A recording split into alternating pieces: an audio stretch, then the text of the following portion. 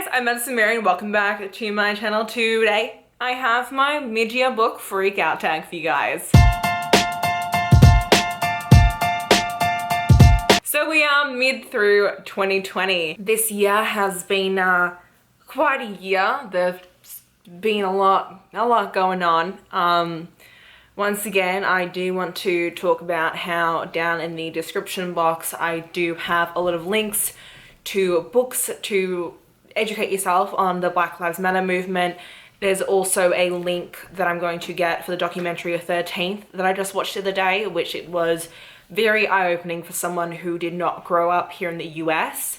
Also other Black Lives Matter links. Zelda, stop, Zelda! But I just also want to say that with the coronavirus as well, please keep wearing masks, guys. Please keep the social distancing. Keep your 6 feet apart. Stay at home if you still can. I know a lot of places are going into different phases, but that doesn't mean that the coronavirus has suddenly, like, you know, just disappeared. Wow, I started this video off kind of somber. That was not my plan. Anyway, yeah, I don't know what to tell you guys. But anyway, moving on to a bit of a happier topic. Let's get started with the mid-year book freakout tag. I will have all the prompts listed in the description box down below if you also want to do this video. I think I've read almost 60 books already this year, so I'm going strong. I'm about to hit my Goodreads goal, which was only 60 books because I don't like to overshoot. I got to, I think, 93 or 95 last year, so we'll see if I can beat myself, but at least on Goodreads I'll be solid. So the very first question for the mid-year book freakout tag is, what is your favorite book so far in 2020? I hate this question. I struggle with figuring out what my favorite books are, but I would have to say there are 2 standout 5-star reads that I have read so far this year. The first of which is obviously going to be Crescent City by Sarah J Maas. I have an entire vlog dedicated to my experience reading this book. I am an avid Sarah J Maas fan. I own all of her books. I have multiple copies of some of her books. I have a Fireheart tattoo from her Throne of Glass series. She's just such an easy order by author from me, and her foray into the adult genre was completely outstanding and I bawled like a baby during it. I just related so much to Bryce as the main character, and it was awesome. Then the other favorite book of mine would have to be Beartown by Frederick Bachman, which really caught me off guard. I read it because Julie from Pages and Pens is such a huge lover of Frederick Bachman, and so I was like, you know what, let's give it a shot. It's a bit out of my comfort zone as a contemporary fiction, but you know, let's do it. And it blew me out of the park. Within the first chapter, I realized this book was begging me to highlight it. It was asking me with its beautiful prose and the way that it was written. I got a highlighter out and I went ham. It was absolutely phenomenal. It's a big talk on the Me Too movement and sexual assault in high school, as well as this town that is so centered on hockey, ice hockey in general, and just the inner workings of this town. Beartown is what the town is called, duh. Both of these are 2 books that I would go in knowing very little about, because I think that it just makes the experience so much richer and it makes you so much more invested in the story and in these characters, because they are both very immersive books that will make you cry at some point. Then we have the best sequel I've read so far in 2020, and I've read a couple of sequels, not too many, but the best sequel I would say would have to be Ruthless Gods by Emily A. Duncan. This was so good. This is a sequel to Wicked Saints, which is a book that is a fantasy version of Polish-Russian folklore, and it focuses on these 2 countries, Trinavia and I don't even remember the other place. I don't know why I remember Trinavia, but these 2 countries that have been at war with each other for a couple of centuries now, and in the last couple of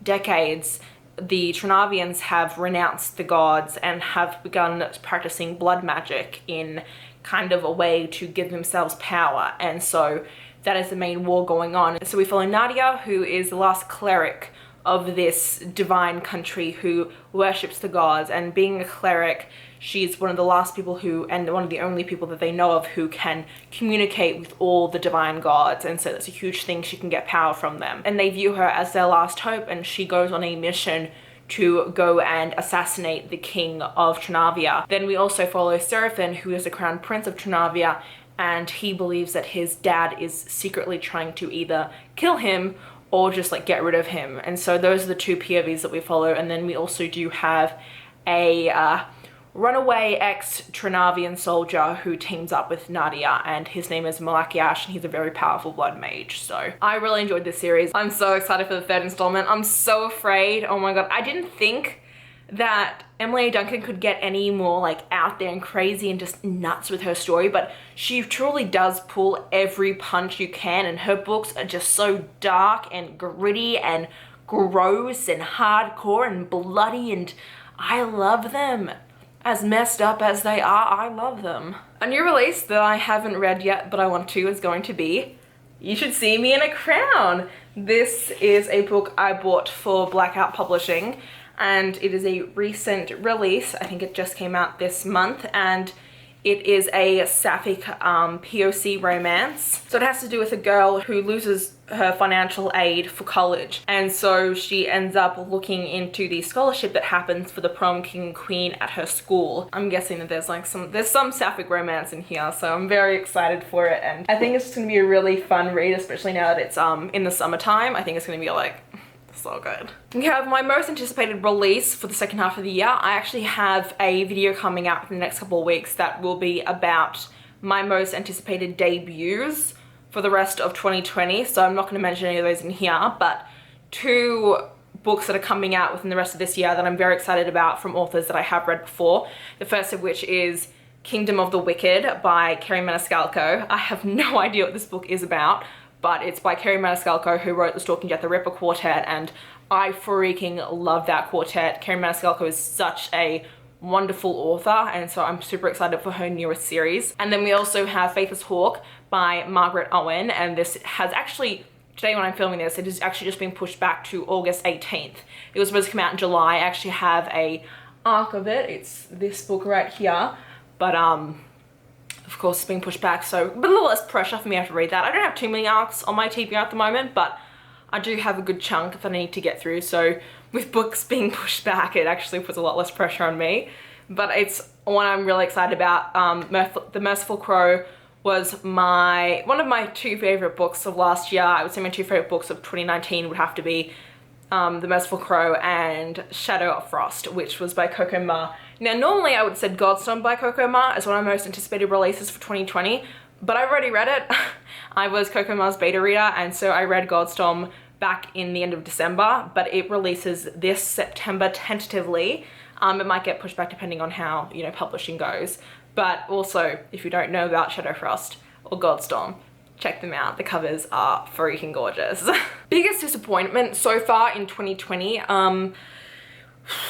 There have been a couple of books that I was a bit disappointed in, but I would say one of the biggest disappointments for me was The Dark Lord Clementine by Sarah Jean Horwitz. This is a middle grade about a young girl who is training to become the next Dark Lord, you know, she's her father's heir. And her father has actually just been cursed, and so she has to preemptively take over as a Dark Lord while he's trying to get better and find a cure for this curse.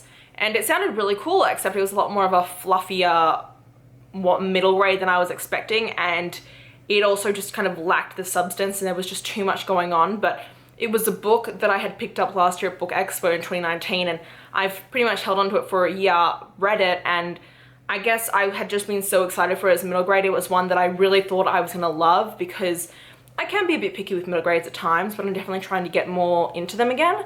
And this really didn't do it for me, and that really sucked. Biggest surprise? There have been a couple of surprises that I have read this year. I'm going to mention specifically The Raven Boys by Maggie Stiefvater.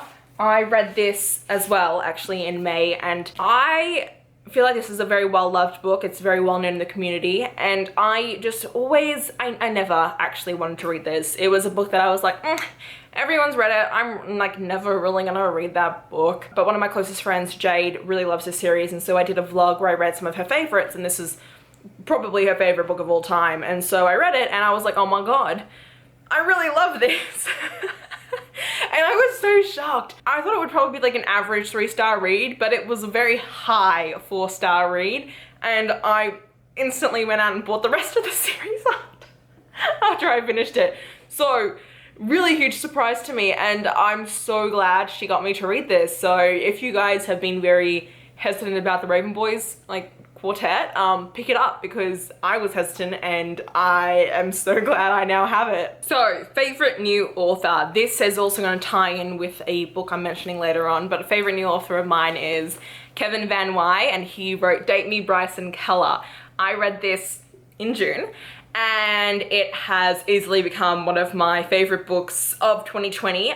I freaking loved it. I will talk more about this book in a hot second, but Kevin Van Wy is a South African author, and he is also gay. So this is a POC owned voices queer novel, and I loved it. It was freaking phenomenal. It just came out in June. So if you guys, actually was it June or May? It came out in May. Mommy.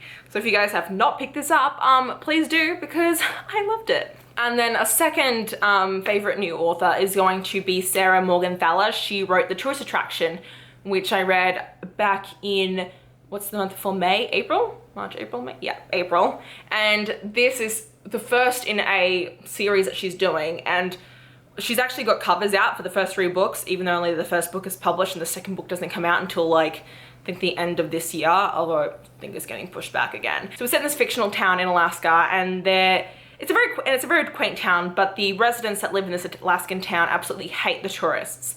And the tourists flock there because they're all very rich, hoity-toity tourists, because there is this very glamorous resort there that's like up on one of the mountains. And so it's a romance between this guy who owns this diner and a girl who comes to see Alaska for the first time, and it was just so good. I was so surprised by how much fun I had with it, and it took me out of a reading slump that I had, so yes. Newest fictional crush is going to have to be Prince Maxon from the selection.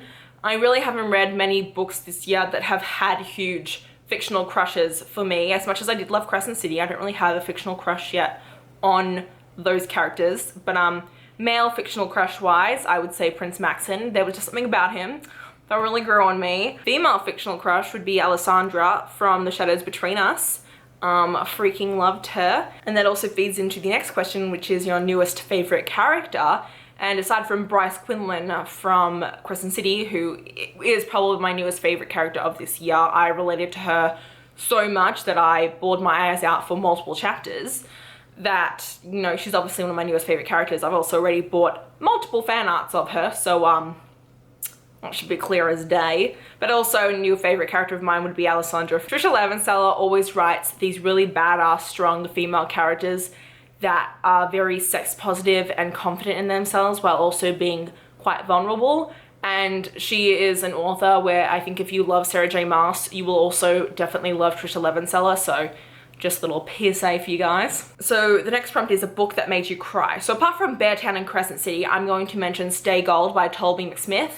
This is a trans queer book about a trans male named Pony, and he has just moved to a new school because his dad's in the military, so like they travel a lot. And he's going stealth in this new school, so he's not telling people that he is a trans male. So it's about him and his kind of romance with this cheerleader at the school, and also with him basically dealing with being stealth and his family's acceptance of him being a trans male. His dad is still very against him being a trans male and still uses his dead name. So there are a lot of triggers in this book, and I did cry a lot at the end. There is a lot of homophobia and queer violence. It was a very tough read at the very end. I would definitely warn you guys, I do have Goodreads reviews for all these books, but especially for this one where I mention all the triggers for it. So I'll leave my Goodreads down below if you guys are interested in seeing that. And then a book that made you happy, this is what I'm bringing back, Date Me, Bryson Keller. I, for the first 3/4 of this book, was smiling like an idiot. I was just sitting there reading this book and I was just like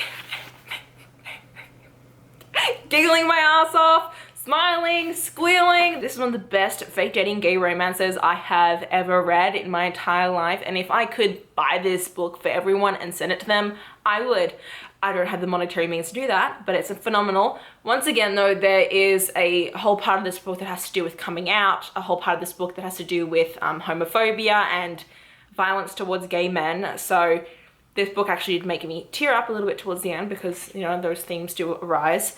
But I really did love this, and I'm so excited to keep my eye out for anything else that Kevin Van Wye publishes. So name a book to film adaptation you've read this year. You've watched this year. I've watched none, so I ain't got none for you, but I did listen to The Lost by Natasha Preston earlier this month, and I would love to see that as an adaptation, so there's that. The most beautiful book you've bought or received this year. So for me, that would have to be my fairy lit edition of Girl Serpent Thorn, which I don't have on me, but I'll put a picture up on the screen so you guys can see what it looks like. It is this beautiful edition. It is this, oh my god, instead of it being a white dust jacket, it is this beautiful blush pink, and I absolutely swooned. Don't have it on me because my Fairy Loot box is in New York City and I'm in the Hamptons, so like, don't got it on me. But I died when I saw this book. It was like heart palpitations. I was like, this book is beautiful. Fairy Loot knocked it out of the park, so yes. And then lastly, we have, what books do you need to read by the end of 2020? Let me tell you guys, it's pretty much every book that I had on my 2025 star predictions. I've only read like a handful of them, so I have to still read the rest of them. So a bit of a problem, but definitely need to read them. Also looking at my just general Zelda! I know that I definitely need to read the And I Darken trilogy from Kirsten White, because that was my trilogy of the year that I wanted to get through, but like last year, it's halfway through the year and I haven't even read one of them. So every year that I try and do this, it doesn't really go according to plan, but definitely need to read them. Anyway, that is the end of this book tag. If you guys did enjoy it, please hit the like button down below. If you want to see more of me, please go to my channel. And until next time, thanks a bunch, guys. Bye!